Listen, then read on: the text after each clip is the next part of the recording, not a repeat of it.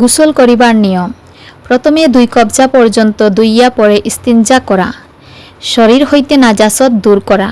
তারপর নামাজের মতো অজু করিয়া সমস্ত শরীরে অল্প পানি ডালিয়া গা ভালোরূপে মর্দন করিয়া লওয়া। কোনো চৌকি বা পাথরের উপর গোসল করিলে অজুর সঙ্গে পা ধুইয়া লওয়া, নতুবা কাপড় পরিধান করার পর পা ধোয়া।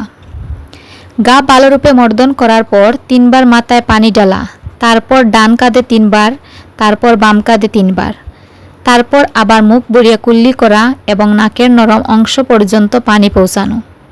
তারপর কোনো কাপড় দ্বারা শরীর মুছিয়া লওয়া এবং কাপড় পরিধান করা। শরীরে 1 চুল পরিমাণ স্থান শুকনা থাকিলে গোসল হইবে না, একথা লক্ষ্য রাখা প্রয়োজন। অবশ্য এই শুকনা জায়গা ধুইয়া লইলে চলিবে। নাভির ভিতর ও আংটি ইত্যাদির ভিতরে পানি পৌঁছানো দরকার।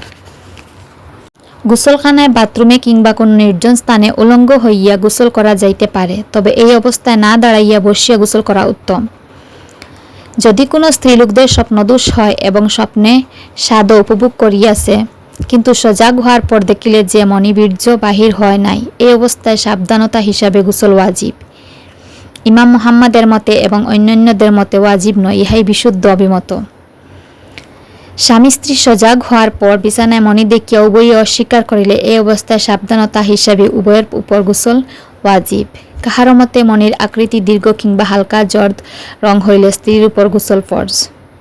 ভিডিওটা কাজে লাগলে লাইক, শেয়ার, কমেন্ট করতে ভুলবেন না।